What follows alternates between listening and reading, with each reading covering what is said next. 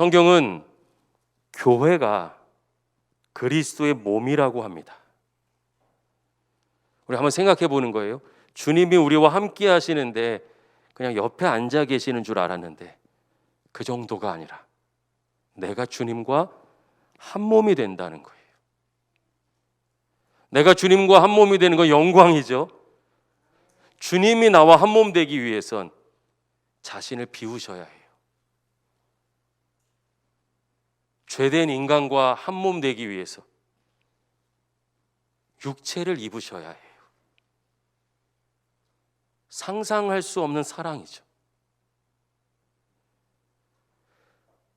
정말 사랑해도 자녀에게 내 장기를 떼어주는 것 쉽지 않잖아요. 부모님에게 드리는 것 쉽지 않아요. 그래도 우리 너무 대단하다 생각하는데 주님이 나를 위해서 육체를 입으셨어요. 놀라운 이야기죠. 기독교 신앙의 믿음의 시작은 사람이 아닙니다. 하나님이시죠. 하나님이 자기를 비워 우리와 한 몸 되시기 위해 모든 장애물과 어려움을 뚫고서 생명까지 내어주시며 사랑을 증명하셨습니다. 사도 바울은 그래서 그의 편지에서 끊임없이 교회는 그리스도의 몸이고 주님은 머리 되신다고 강조하죠. 고린도전서 12장 12절 한번 같이 찾아볼까요? 우리 함께 읽겠습니다. 몸은 하나인데 많은 지체가 있고 몸의 지체가 많으나 한 몸임과 같이 그리스도도 그러하니라. 아멘. 그리스도의 몸이라면 그리스도신 거잖아요. 우리 한 몸에 여러 지체가 붙어 있어서 몸을 이루듯이 우리가 함께 예수님의 몸을 이룬다는 놀라운 선언입니다. 로마서 12장 5절에는 이렇게 기록되어 있어요. 이와 같이 우리 많은 사람이 그리스도 안에서 한 몸 되어 서로 지체가 되었느니라. 여러분, 그리스도의 몸이란 개념은 기독교 신앙을 이해하는데 핵심적인 키입니다. 그리스도의 몸을 이해할 때 예수 그리스도를 통한 하나님과의 관계, 여러분, 죄인인 우리가 어떻게 하나님과 연결되고 화목해질 수 있습니까? 그냥 교리로 이해하면 예수 믿고 죄 용서받았다. 그러나 마음에 와닿지 않아요. 다른 지체와 하나됨, 내가 애써서 노력해야 되는 것으로 생각합니다. 그리고 우리는 하나님의 영원한 계획을 이해하기 어려워요. 지금 내 생각, 내 문제가 급하거든요. 그걸 다 관통할 수 있는 핵심이 그리스도의 몸입니다. 우리가 예수님과 한 몸 될 때, 여러분, 예수님은 이런 말씀하셨죠. 나를 본 자는 아버지를 봤다. 삼위일체 신앙은 하나님께서 존재하시는 양식입니다. 신비예요. 하나님, 예수님이 한 분이셔요. 내가 예수님과 한 몸 이루었다면 어떻게 되는 것입니까? 하나님과도 내가 하나 되었어요.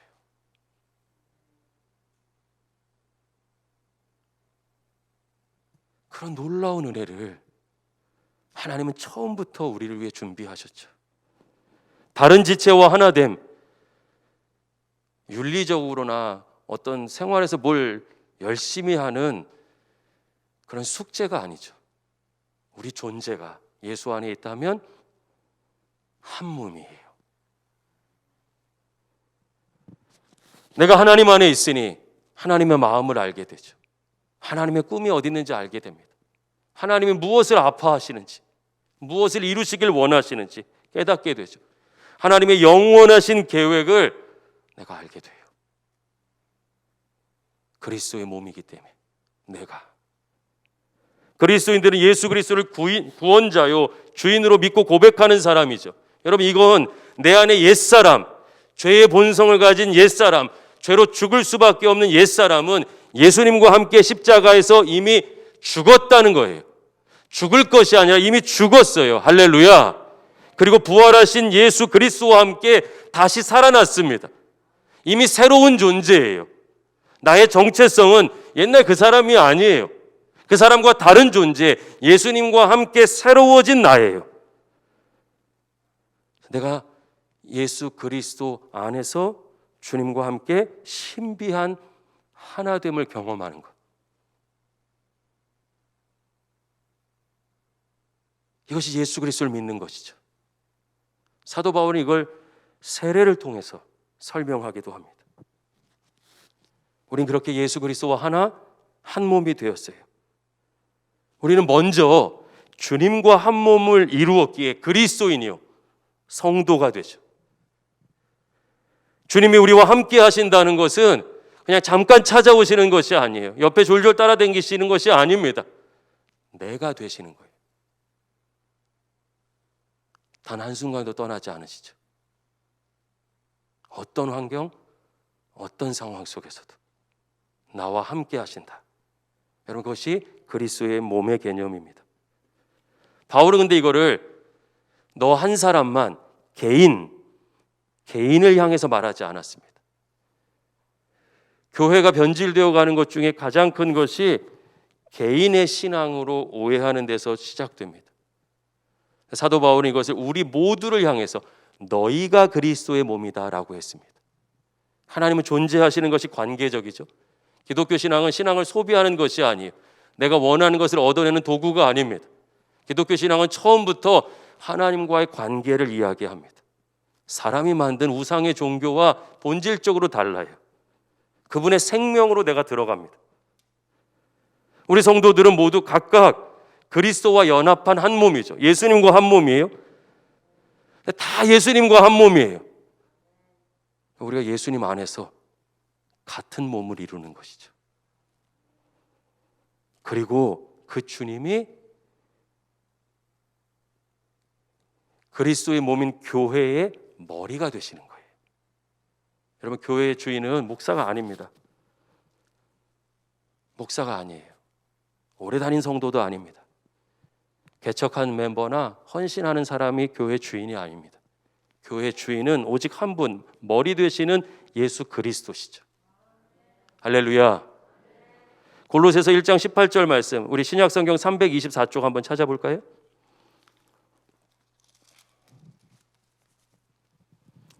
골로새서 1장 18절 말씀, 신약성경 324쪽에 있습니다.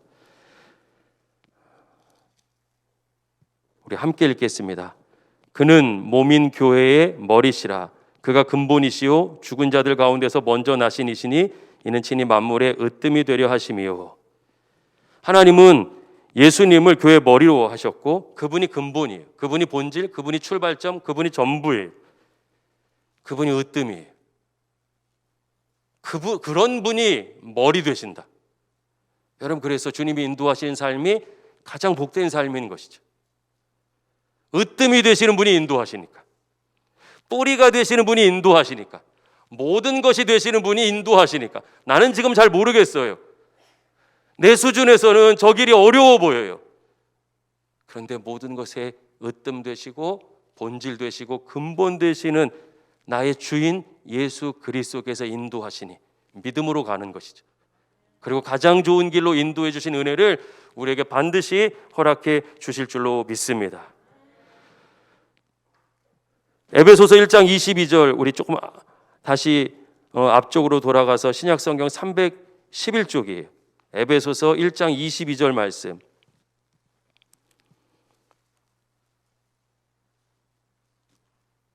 우리 함께 읽어볼까요? 시작. 또 만물을 그의 발 아래 복종하게 하시고 그를 만물 위에 교회의 머리로 삼으셨느니라. 아멘. 복종하게 하셨다. 우리를 힘들게 하고 억압하신다는 뜻이 아니라 예수님이 우리의 주권자 되신다는 거예요.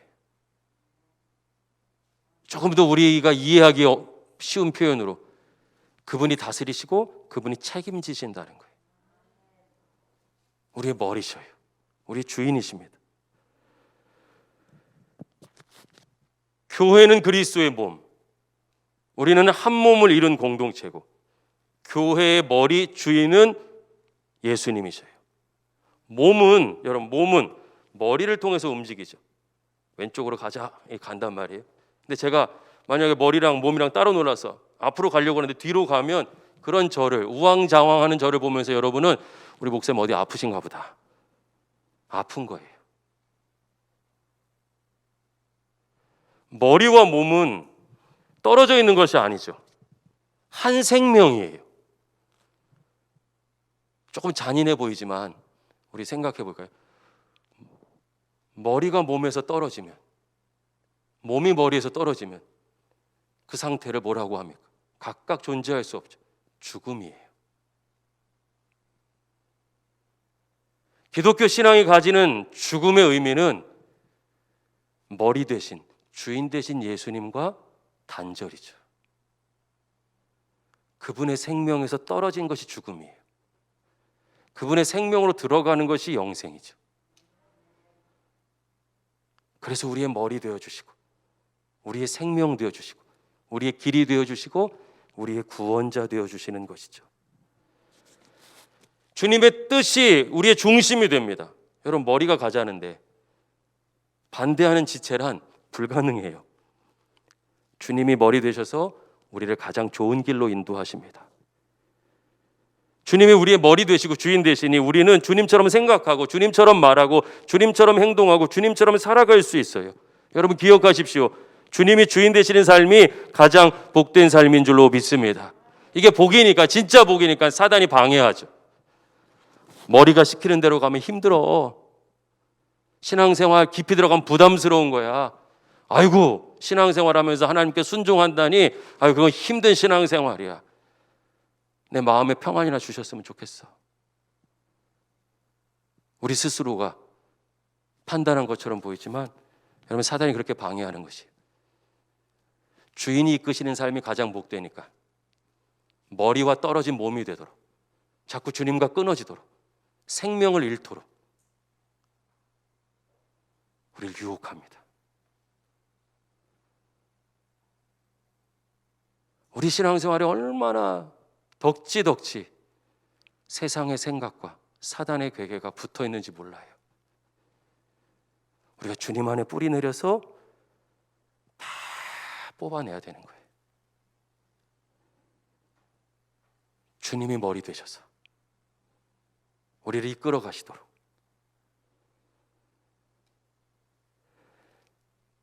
이 일을 내 힘으로만 어떻게 할 수 있겠습니까? 그래서 성령께서 이루어 가심을 보여주셔요. 고린도전서 12장 3절 말씀 우리 찾아볼까요? 고린도전서 12장 3절의 말씀입니다. 함께 읽겠습니다. 그러므로 내가 너희에게 알리노니 하나님의 영으로 말하는 자는 누구든지 예수를 저주할 자라 하지 아니하고 또 성령으로 아니하고는 누구든지 예수를 주시라 할 수 없느니라. 아멘. 여러분, 성령이 아니면 예수님을 주인으로 고백할 수 없대요. 이런 얘기가 되겠죠. 우리가 예수님을 내 삶의 구원자요 주인으로 인정하고 믿는다, 고백한다면 내 삶에 성령께서 역사하시고 계신 증거죠. 성령께서 역사하셔서 믿음의 사람으로 새로워집니다. 여러분이 예수님을 구원자, 주인, 주님, 주여 고백하고 있다면 이유는 여러분이 성령의 사람이기 때문이죠. 우리 삶에 성령께서 역사하신다는 증거는 다른 어떤 신비 체험이나 은사로 확인되는 것이 아니라 내가 예수님의 주인됨을 인정하고 그 말씀대로 살아가는가, 그 믿음과 변화된 삶을 통해서 증거됩니다. 왜냐하면 성령이 아니고서는, 성령께서 우리를 이끄시지 않고서는 이 세상의 현실과 죄된 본성 속에서 내가 내 삶의 주인이 예수님이다 고백하기 불가능해요. 주께서 일하시는 거예요. 주께서 이끄시면 누구든지 예수님이 주인 되심을 고백할 수 있습니다. 그러니까 여러분, 사단이 어떤 방해를 하겠어요? 보이는 것에 집중해서 신비로운 체험을 하거나 그게 신앙의 전부인 것처럼 왜곡하는 거죠. 고린도전서 12장은 은사와 성령에 관한 말씀이에요. 고린도 교회가 어마어마한 은혜도 받고 은사도 많이 받았습니다. 성도들이 통변도 하고 예언도 하고 방언도 하고 별거 다 하는 거예요. 근데요, 예배 중에 다 자기를 주장하면서 하니까 예배가 혼란스러워지고 교회가 분열됐습니다. 그것에 대해서 사도 바울이 말하는 거예요. 너희가 이방인일 때, 너희가 예수님을 주인으로 고백하지 않았을 때도 너희 듣지도 못하고 말하지도 못하는 우상에게 제사할 때 그때 황홀경도 경험하고 이상한 말도 하고 가슴도 뜨거워졌지 않느냐. 그것만으로 성령의 역사다 말할 수 없다. 그리고 오직 성령이 아니고서는 예수님을 주님이라 고백할 수 없다. 진짜 증거는 뭡니까? 보이는 게 아니에요. 진짜 내가 막 뜨거워진 줄 알았는데 자고 일어나니까 그대로인 경험들 우리 얼마나 많습니까? 내가 중심이 되는 감정인 거죠. 그런데 주님께서 내 삶의 구원자요 주인 되심을 인정한다면 다가온 문제 앞에서 나는 어떻게 살 것인가? 그 믿음과 삶을 통해서 정말 예수님이 내 삶의 주인이신지 확인하게 되고 그걸 통해서 우리는 성령의 역사하심을 보게 됩니다. 성령은 말할 수 없는 탄식으로 오늘도 우리를 위해 중보하고 계시고 우리와 함께 하셔요. 연약함이 있다면, 부족함이 있다면, 모자른다면 나와 한 몸 되신 주님께서 역사하셔서라도 우리를 온전한 믿음으로 이끌어가 주실 줄로 믿습니다. 성경의 얘기가 뭡니까? 못한다고 하는 나를 찾아오신 하나님이 아브라함 얼마나 참 엉망진창이었습니까? 누가 그를 믿음의 조상 되게 하셨습니까? 25년이나 기다리시면서 25년 동안 함께 하시면서 아브라함을 아브라함 되게 하신 분이 하나님이시죠. 결국 하나님의 주인 되심을 그가 어떻게 고백합니까? 모리아산에 올라가 자신의 아들을 잡아요. 죽이려고 한 것이 아니에요. 하나님께서 시키셨다면 분명히 하나님의 계획이 있다. 믿음으로. 그때 나온 믿음이 뭡니까? 주님께서 내 길을 예비하신다. 여호와 이레죠. 그걸 사람이 어떻게 해요? 자식 잡으라는데 그걸 내가 어떻게 해요? 성령께서 함께 하시니 자식을 죽일 수 있다는 뜻이 아니라 그 안에 담겨져 있는 하나님의 마음을 아는 것이죠. 아, 하나님은 이삭을 원하시는 것이 아니라 내 마음의 전부를 원하시는구나. 하나님은 이삭을 원하시는 것이 아니라 나의 순종을 원하시는구나. 하나님은 내가 하나님의 사람이 되길 원하시는구나. 삶을 통해서 그가 바뀌어버려요. 하나님이 하셨어요. 아브라함이 가진 위대한 믿음이 아니라 하나님께서 하신 것이죠. 고린도전서 12장 13절에 보면 우리가 유대인이나 헬라인이나 종이나 자유인이나 다 한 성령으로 세례를 받아 한 몸이 되었고 또 다 한 성령을 마시게 하셨느니라. 한 분 성령님 안에서 유대인이나 헬라인이나 종이나 자유인이나 한 몸이 됐어요. 성령께서 하신 일이에요. 내가 억지로 막 양보하라고 힘들게 살라고 억지로 사랑하라는 말씀이 아니라 내가 정말 주님과 한 몸 되면 변화된 삶이 우리의 새로운 정체성이 되는 거죠.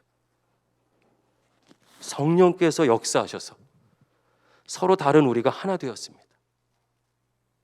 한 몸을 이룰 수 있게 됐습니다. 고린도전서 12장 7절 말씀 우리 같이 한번 읽어볼까요? 12장 7절입니다. 함께 읽겠습니다. 각 사람에게 성령을 나타내심은 유익하게 하려 하심이라. 아멘. 개역 개정성경의 번역이 조금 아쉽습니다. 유익하게 하려 하심이라 번역했어요. 원어적으로 살펴보면 공동의 유익을 위해서라고 되어 있습니다. 공동체의 유익을 위해서. 성령의 은사, 성령의 은혜, 성령의 능력을 주신 이유가 뭐예요? 내가 이렇게 잘난 믿음을 가지고 있다, 자기 자랑이거나 나 은사 받지 못했으니까 보잘것없는 신앙이냐 라고 이렇게 주눅 들라고 하시는 것이 아니라 한 몸 공동체 교회를 세우기 위해서, 공동체의 유익을 위해서 주셨다는 것이에요. 그래서 여러분, 진짜 성령 충만한 교회는요 하나 되어 있습니다. 하나 되어 있어요. 주님과 함께하고 성도들이 그리스도와 한 몸이니 함께 주님의 몸을 이루어 갑니다. 한몸 공동체를 이룬다는 것은 캠페인이나 무슨 실천 상황 과제가 아니에요. 성령께서 우리 안에 역사하신다는 증거죠. 또한 그리스도의 영, 주님의 영, 우리가 잘 알고 있는 성령께서 역사하시면 우리 안에 분열과 갈등과 상처가 치유되고 사랑하고 섬기고 나누며 하나 되는 역사가 일어나요. 사랑하는 여러분, 우리 교회가 그런 교회 되기를 예수님의 이름으로 간절히 소망합니다. 목회하면서 이렇게 주변에 아는 분들이나 아니면 이전에 목회했던 곳에 있었던 젊은이들이 가정을 이루면서 목사님 교회 좀 추천해 주세요 합니다. 어디 교회를 알려주기도 하지만 저는 두 가지 말해요. 가서 예배 드리면서 한번 봐라. 그 교회가 하나 되어 있는가.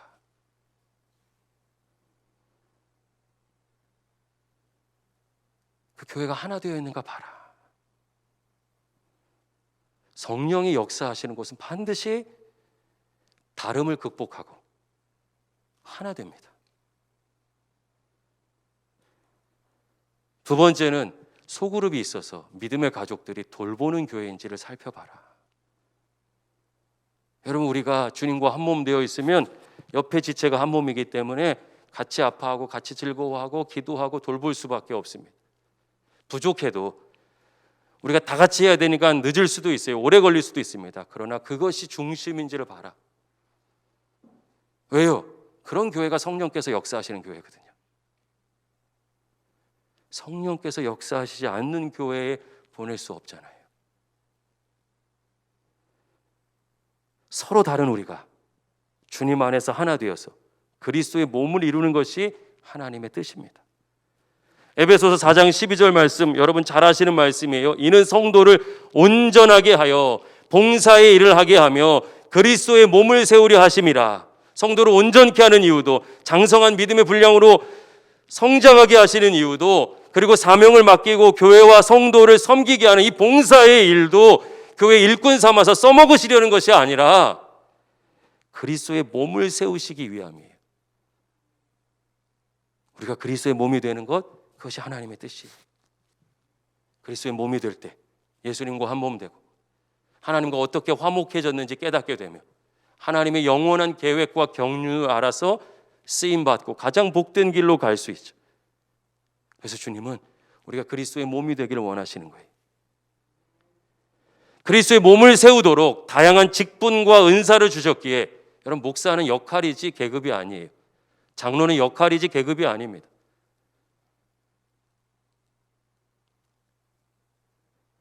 교회를 세우도록, 그리스도의 몸을 이루도록 직분을 주신 거예요. 은사를 주신 것이에요. 누가 더 뛰어난 은사 가지고 있는지 경연장이 아니라 다 달라요. 다 다르니까 그들이 모여서 온전함을 이룰 수 있는 것이죠. 성령께서 역사하시면 다름이 우리를 온전하게 구성하는 역사가 되는데, 성령께서 역사하시지 않으면 다름이 서로를 찌르죠.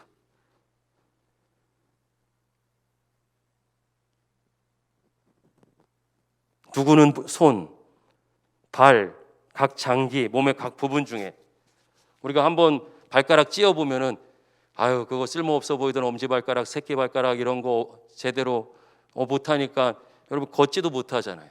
얼마나 힘들어요. 우리 몸의 지체 가운데 없어도 되는 것은 없습니다. 누가 더 높고 모자란 것이 아니라 함께 모여야 온전한 몸이 된다. 이것이 하나님의 창조의 섭리예요. 이런 이해를 가지고 2022년 우리 교회가 꿈꾸고 기대하고 하나님께서 주신 기도의 제목, 우리는 서로 같이 돌보는 한몸 공동체입니다 라는 말씀을 이런 이해 속에서 바라보는 것입니다. 고린도전서 12장 24절 말씀 다시 한번 볼까요? 가운데 오직 하나님부터, 우리 24절 읽겠습니다. 시작. 오직 하나님이 몸을 고르게 하여 부족한 지체에게 귀중함을 더하사. 아멘. 모자랄 수도 있어요. 부족할 수도 있습니다. 누군가는 갑작스러운 삶의 문제로 괴로워할 수도 있어요. 그때 하나님은 그 부족하고 모자란 지체를 더욱 귀중하게 여기셔요. 하나님의 뜻이죠. 내가 넘어졌어요. 나를 일으켜줄 믿음의 가족이 있다면 여러분, 그는 넘어지지 않게 되겠죠. 하나님 우리를 통해서 그 일을 이루시기를 원하시는 거예요. 제가 다음 세대 강조하는 목사다 이렇게 이해하고 계시더라고요. 다음 세대에 대한 비전을 가지고 있지만 목사의 비전이면 야망이 되는 거예요. 우리는 다 하나님의 뜻에 맞춰야죠. 하나님이 주인이시니까. 다음 세대에게 믿음을 전해라 하나님의 뜻이고, 오늘 보니까 부족한 지체에게 귀중함을 더하신대요. 여러분, 교회 공동체 안에서 아직 스스로의 삶을 일구어 나가지 못하는 존재들이 자녀들이죠. 다음 세대들. 그들이 자신의 입술로 예수 그리스도가 구원자요 주인이라고 믿고 고백할 때까지 우리는 그들을 귀중하게 여겨야 돼요. 이번에 주중에 우리가 꿈마을 시작했습니다. 코로나19 되니까 여러분 아이들의 신앙, 우리처럼 다음 세대에 관심 갖고 있는 교회도 쉽지 않아요. 이 아이들의 미래가 어떻게 될까 보면 끔찍해요.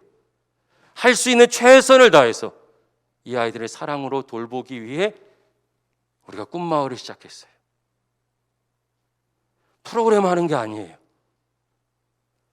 가장 연약한 지체를 돌보는 거죠. 하나님의 뜻과 비전 가지고 그들을 귀중하게 여기는 것이.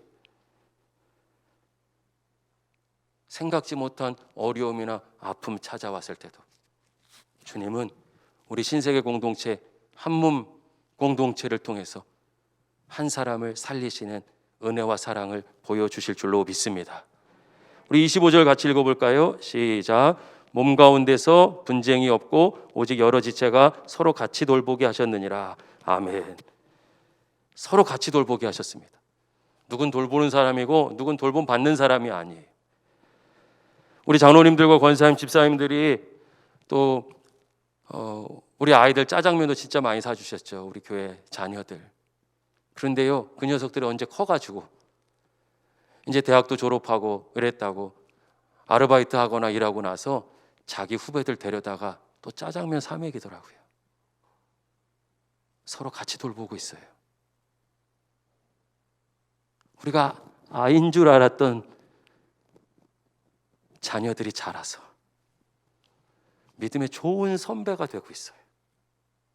어떻게 그렇게 열매 맺었습니까? 여러분이 돌본 결과 그 아이들이 같이 돌보는 믿음의 자녀로 성장하고 있어요. 성령께서 역사하시는 증거인 줄로 믿습니다. 26절 보면 한 지체가 고통당하면 한 몸이니까 나도 함께 고통받고, 한 지체가 영광을 얻으면 우리 모두 기쁨과 즐거움이 된다는 것이, 이런 것이 교회죠. 한 몸인데 어떻게 아픔을 같이 안 느끼고 기쁨을 같이 누리지 못할 수 있겠습니까? 우리 교회 청년 중에 오승민 형제라고 있는데 한 달 전에 JYP에서 새로 하는 아이돌로 데뷔를 했어요. 이제 오승민이라고 부르면 안 돼요. 오드라고 불러야 돼요. 오드. 근데 참 신기하더라고요. 계속 기도하게 돼요. 하나님, 그 현장에서 절대로 흔들리지 않고 믿음으로 살게 도와주세요. 세상의 가치에 녹아드는 사람이 아니라 세상의 가치가 되는 사람이 되게 도와주세요. 기도하게 돼요. 자녀니까, 한 몸이니까 제 새끼잖아요. 여기저기 가서 목사님들한테 막 자랑해요. 자랑하고 싶어요. 최근에 무슨 댄스 프로그램도 있었는데 그거 보면서 잘하기도 하지만 좀 지나면 우리 김다인이가 저기 나오겠구나, 그런 마음이 들어요. 또 3-4살 아이들이 갑자기 마스크가 이렇게 싹 벗겨졌어요. 아이들이 인생의 절반을 마스크와 함께 했잖아요. 갑자기 공포감을 느끼는 표정을 봤어요. 어떻게 마음이 안 아파요? 내 자녀인데, 한 몸인데. 지금 젊은이들이 겪는 경험을 우리 40, 50대 아니 50대 이상은 경험 못했죠. 다르죠, 완전히. 그래서 성실하지 않다 얘기할 수 있지만, 철이 없다 얘기할 수 있지만, 너무 변화된 세상 속에서 이 아이들은 상실감을 느끼는 거예요.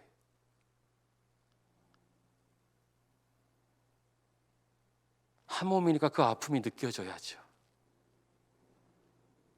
잔소리하는 게 아니라 기도하고 믿음으로 세상을 이길 수 있다는 것을 아이들에게 보여줘야죠. 한 몸이니까.